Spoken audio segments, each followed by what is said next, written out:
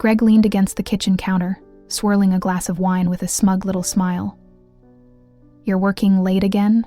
he asked, voice dripping with fake concern. Holly looked up from her laptop, keeping her expression calm. "Deadlines," she said, forcing a small smile. He took a slow sip. "You really ought to take it easy, babe. Life's not just about work, you know." She nodded, returning her focus to the screen. "If only," she murmured under her breath.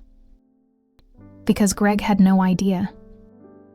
Her husband thought she was just a quiet woman buried in spreadsheets, but for the last 6 months, she'd been tracking more than numbers. "My name is Holly, and while Greg thought he was planning the perfect affair, I was quietly collecting every receipt, every lie, and every trace of the betrayal he believed he'd gotten away with. Ever seen someone fund their affair with your money only to lose everything? Holly and Greg had been married for 10 years. From the outside, they looked like the picture of suburban success. A modest but well-kept home, 2 luxury cars in the driveway, and regular vacations that filled their social media with smiles and sunsets. But inside those walls, the story was shifting. Greg was charming, effortlessly sociable. He worked in client relations for a marketing firm and was known for his charisma and polished style. Holly, on the other hand, was grounded, private, and meticulous. She worked from home as a financial analyst, preferring spreadsheets to small talk. Their differences had once complemented each other. He was the sparkle, she was the structure. But over the past year, the cracks had begun to show. Greg started staying out later. Business meetings turned into overnight trips. Holly would wake to the scent of a cologne she didn't recognize clinging to his dress shirts. She dismissed it at first. Maybe it was a new brand, a client's perfume, something innocent. She wanted to believe him. Then came the first real red flag, a credit card alert for a $280 0-cent dinner at a restaurant she'd never heard of, let alone visited.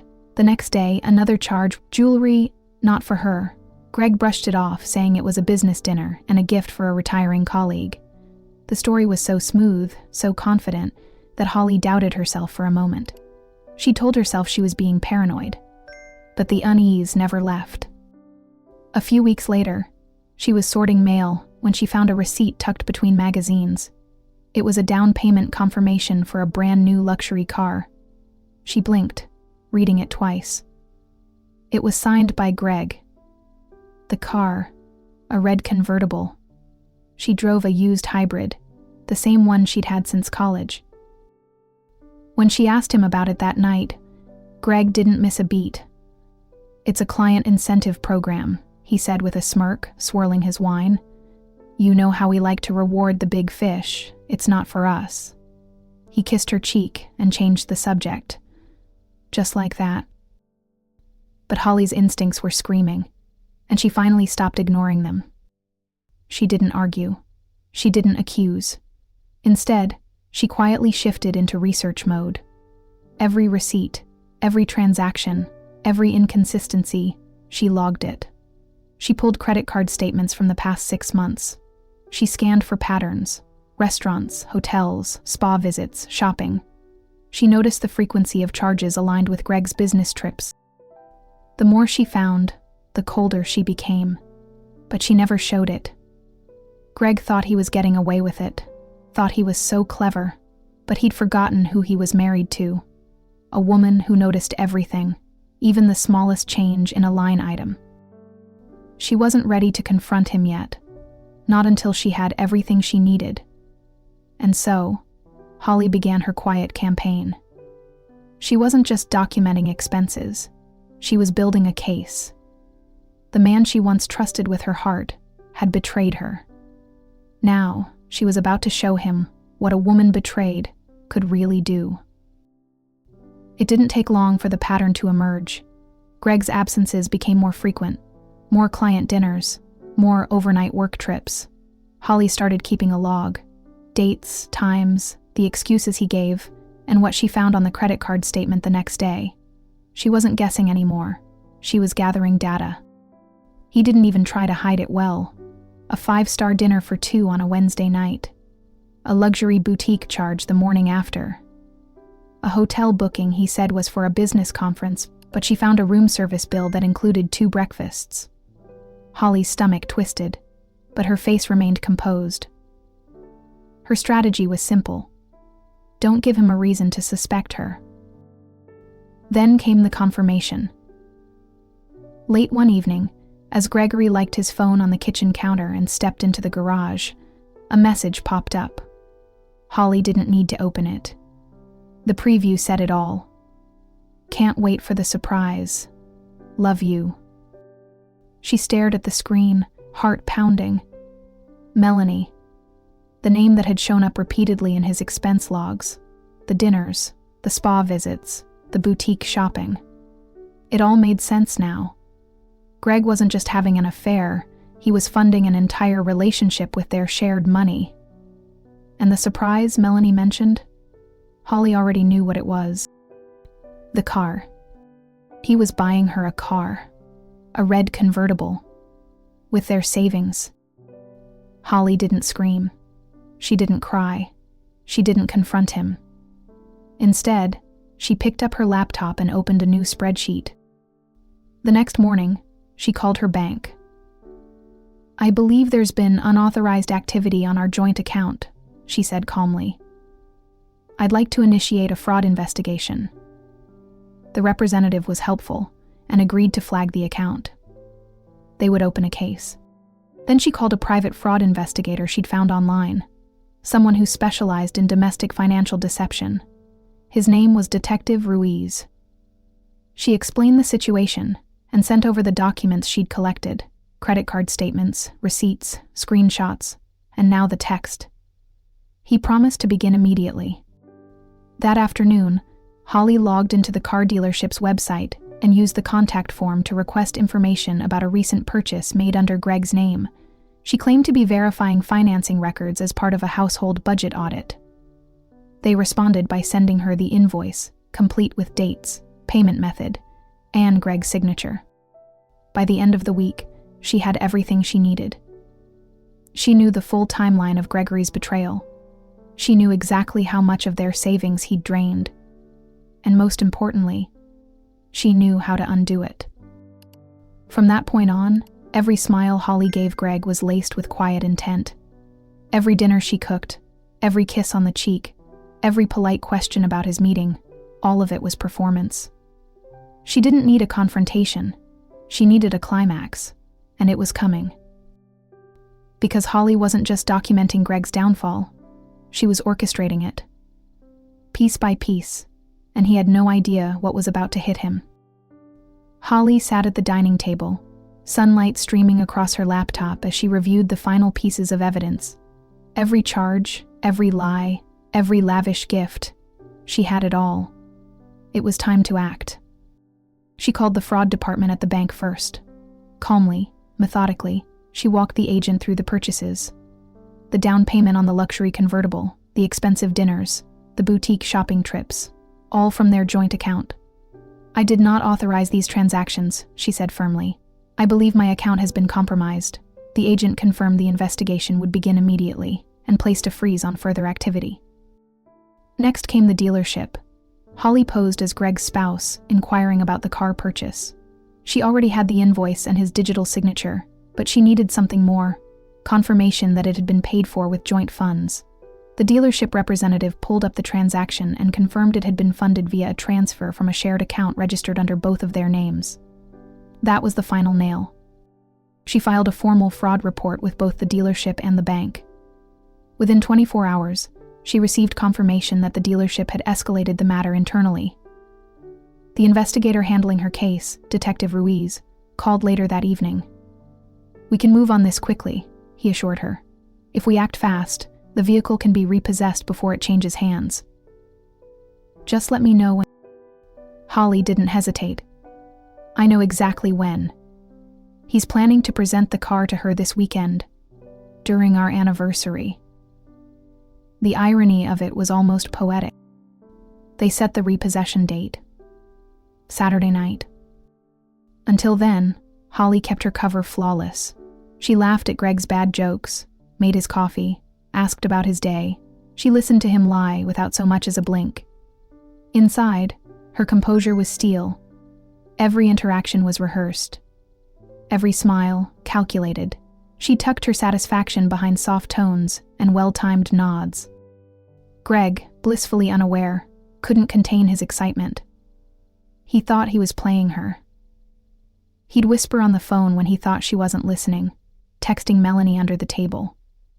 Holly noted every glance, every second he thought he was getting away with it. On Friday, Gregor told her he'd made dinner reservations for their anniversary. "Someplace special," he said with a smug grin.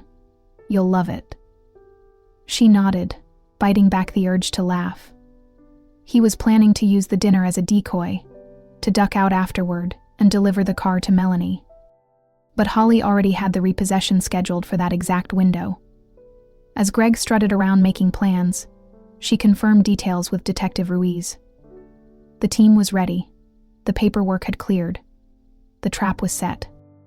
She closed her laptop, hands steady, heart calm. For weeks, she'd carried the weight of betrayal in silence, but now, the silence held something different. Control. Greg was about to learn what betrayal really looked like when served cold and absolutely unmistakably legal.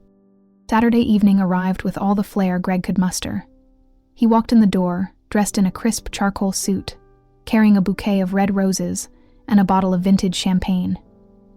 "Happy anniversary, babe," he said with exaggerated warmth, leaning in to kiss Holly on the cheek. She smiled softly, accepting the roses. "Happy anniversary," she replied, her voice even, her heart steady. At the restaurant, Greg spared no expense. He ordered the finest wine, their most decadent dishes, and even arranged for a pianist to play a song he claimed was theirs. Holly played the part perfectly. She laughed, clinked glasses, and smiled when Greg toasted, "To us." All the while, she watched his eyes flick repeatedly toward his phone. Halfway through dessert, Greg checked a text and lit up. He quickly masked his expression, but Holly had already seen it. Melanie was waiting. Her surprise was en route. After paying the bill, Greg leaned in with a casual grin. "Hey, there's a work thing I need to handle. Shouldn't take long." Holly tilted her head sweetly. "On our anniversary?" He chuckled, brushing it off. "Just a quick errand. I'll make it up to you." She kissed his cheek. "Of course. Don't let me keep you." He rushed out, barely containing his anticipation, car keys jangling in hand. Holly walked to the curb and watched the car disappear down the street, her phone already in hand. An hour later, a buzz broke the silence. It was Detective Ruiz. "Repossession complete. No incident. Keys secured." She stared at the message, the corners of her mouth lifting into a quiet smile. Greg had driven across town, expecting cheers and kisses. Instead, he found an empty space and a confused, angry mistress. When he returned home, his swagger was gone. He slammed the front door harder than necessary, his tie loosened, hair slightly disheveled. "Rough night?" Holly asked, glancing up from the couch where she sat with a book and a cup of chamomile tea. Greg gave her a stiff look. "Just complications." "Oh, anything I can help with?" Her tone was syrupy sweet. Greg shook his head, pacing slightly. "Nah, it's fine. Just some dealership nonsense." She nodded sympathetically, barely hiding the satisfaction blooming in her chest. For the rest of the night, Greg was a shadow of himself. He muttered to himself in the kitchen, made calls from behind closed doors, and checked his phone obsessively. Holly, meanwhile, folded laundry and hummed to herself, content. Later that evening, she received another update from Detective Ruiz. Greg had called the dealership in a panic, trying to claim the car was repossessed by mistake. But the investigation was already underway. Frog flags had been placed. There was no undoing it. Greg stumbled into the bedroom just before midnight, his expression tight, frustration radiating from every step. Holly was already curled up in bed, scrolling through travel blogs. "Everything okay?" she asked softly. He didn't answer, just grunted and climbed in beside her, defeated. Holly turned off her phone, flipped off the lamp, and let the silence settle between them. He thought he'd pulled off the perfect betrayal.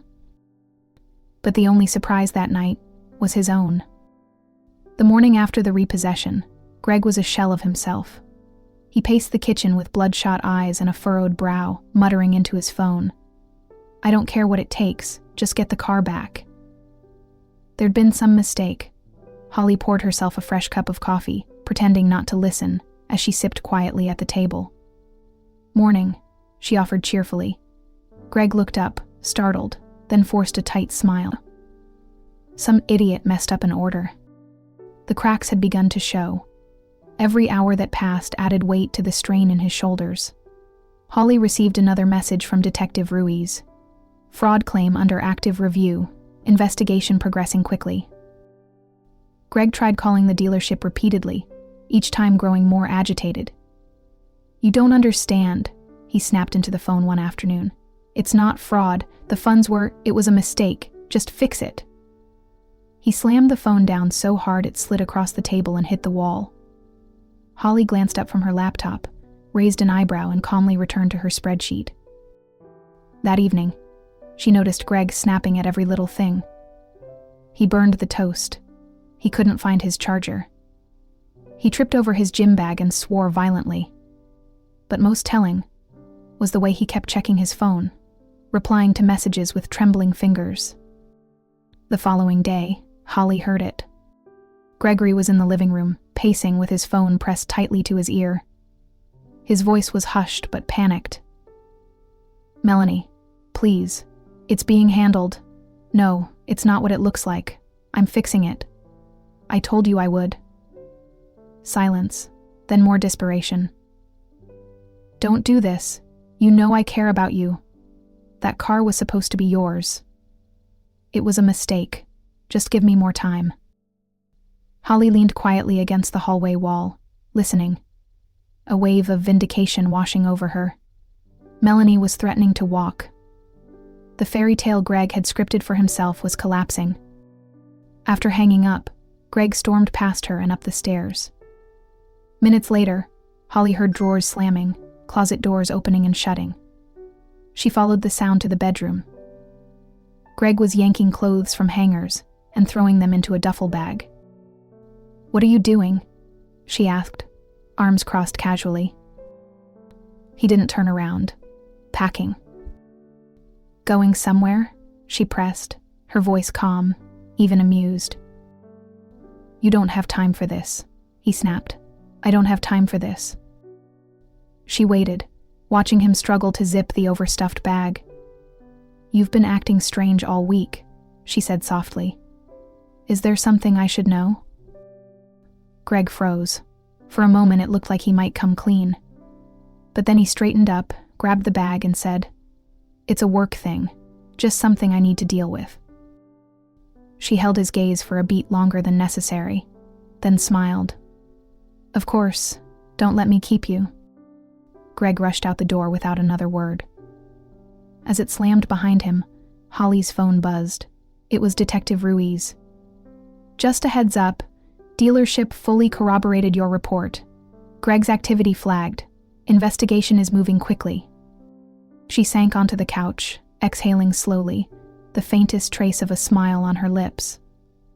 Gregory thought he was racing to repair a mess, but the walls were closing in, and he had no idea how airtight the case had become. For the first time in their marriage, Holly wasn't the one walking on eggshells. She wasn't the one scrambling to make things right or begging for answers. That power had shifted. Now, she held the truth, the proof, and the control. Greg, on the other hand, was holding a duffel bag packed with desperation and running straight into his own downfall. 2 days after Greg stormed out, he returned. His clothes were wrinkled, his tie loosened, and the usual smugness was nowhere in sight. He looked exhausted, eyes sunken, jaw tight, shoulders drooping under the weight of unraveling secrets. Holly was waiting for him. She met him at the door, arms crossed, calm and composed.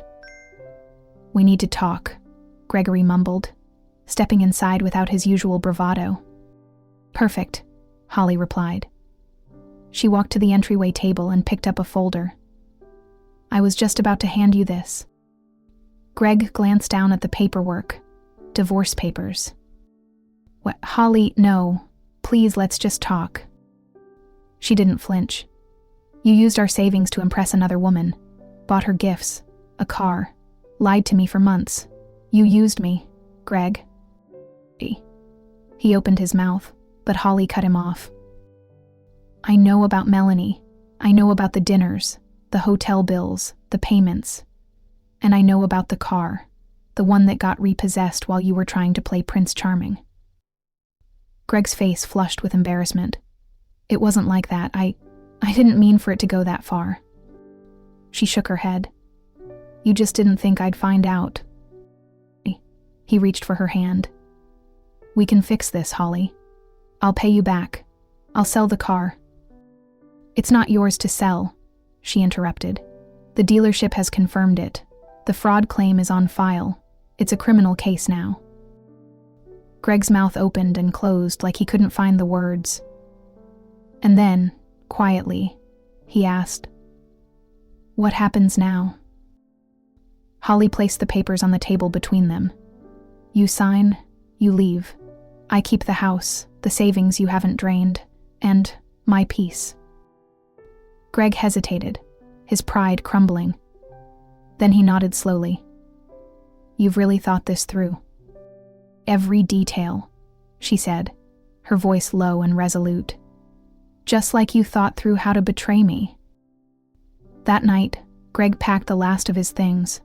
No yelling, no begging, just the quiet shuffle of feet and a final slam of the door. The silence that followed wasn't empty. It was freeing. In the weeks that followed, Holly began reclaiming the space that had once been stifling. She painted the walls soft blue, replaced the heavy curtains Greg had insisted on, rearranged the furniture to let in more light. Her home was finally hers. She hosted a dinner party for close friends, people she'd lost touch with during her marriage. Laughter echoed through the house as candles flickered, wine flowed, and the warmth returned. Amanda, her oldest friend, raised a glass. "To freedom," she toasted. Holly smiled. "And to never being underestimated again." A few days later, she received a call from Detective Ruiz. "It's official," he said. "Charges are being filed. Greg's looking at serious consequences." Holly exhaled deeply, a smile forming on her lips. "Thank you. I really mean that." "You did all the hard work," Ruiz replied. "You built the case. We just helped it land." Holly stood in her kitchen that evening, sipping a cup of tea, watching the soft glow of the city outside her window. Greg had taken so much trust, time, security, but in the end, he'd lost everything trying to cheat her. And Holly? She had her house, her freedom, her future. And for the first time in years, she had the last word. With Greg finally gone and the divorce underway, Holly sat at her kitchen table with a fresh cup of coffee and a blank notebook. For the first time in years, she asked herself a simple question. What do I want? She flipped to the first page and titled it, Things I've Always Wanted to Do. The list began slowly. Repaint the living room, travel to Greece, start an art studio. But soon it grew. Reconnect with friends, pursue independent consulting. Every line she wrote felt like reclaiming a piece of her identity. She started with the house. The beige walls Greg had insisted on were painted over in calming sea tones. His old office became a sunlit studio, filled with canvases, brushes, and paints she hadn't touched in years. What was once a room of tension now held joy. Next came her career. Holly dusted off her old resume and reached out to former colleagues, people she had spoken to in ages. Within 2 weeks, She landed a contract role with a finance firm that respected her skills and welcomed her back. Each email, each meeting, reminded her that she had never lost her edge, just her confidence. The momentum kept building. She joined an online community for women dealing with financial betrayal. Instead of just sharing her story, she offered guidance. She knew how lonely that silence could feel, how paralyzing the doubt could be. Now she helped others navigate their own recoveries, empowering them to take back control like she had. One afternoon, she received a message from a woman named Carly. A former acquaintance of Melanie's, Carly had seen firsthand how Greg manipulated people. Now, she was going through something eerily similar with her own partner. Joint funds disappearing, vague answers, unexplained charges. She didn't know where to start. Holly didn't hesitate. She offered to speak with her. "I'm not a lawyer," she said, "but I've lived it, and you're not alone." It wasn't about revenge anymore. It was about showing other women the path back to themselves. She booked her ticket to Greece in the spring. A solo trip, just her and the sea. She'd always dreamed of walking through ancient ruins, sipping espresso in quiet villages, watching the sun set over the Aegean. Now, she would do it. Not to escape, but to celebrate her freedom. As the days passed, Holly felt lighter. The betrayal that once threatened to consume her had instead carved space for transformation. She was no longer the woman pretending everything was fine. She was someone who had endured the storm and come out stronger. Greg had tried to reduce her to a casualty of his deceit, but she turned his betrayal into the blueprint for her empowerment. He lost everything he built on lies. And Holly? She built something real, with truth, strength, and a fire no one would ever dim again. Holly sat on her back porch, the morning sun warming her skin, a mug of coffee resting gently in her hands. The final divorce papers had arrived the day before, signed, sealed, and delivered. No more appeals, no more surprises, just quiet closure. The house was peace. She looked out at the garden, now blooming with flowers she'd chosen herself. Her home finally reflected her spirit, calm, deliberate, and alive. She was no longer shrinking herself to keep the peace. She wasn't pretending to ignore late-night calls or justifying strange charges. She was done with silence and sacrifice. Greg thought he was clever. He believed he could cheat, lie, and manipulate without consequence. But in the end, all he did was expose who he truly was, and who Holly had always been. Patient, strategic, resilient. The woman he tried to deceive had outmaneuvered him at every turn, not by screaming or begging, but by moving with quiet precision. Step by step, she took her power back. As she took another sip of coffee, Holly smiled to herself. The betrayal that once threatened to break her had, instead, set her free. The betrayals are loud, she thought. Mine was quiet, but it changed everything. She didn't need applause or revenge headlines. Her peace was the only victory that mattered. And now, her life belonged fully to her.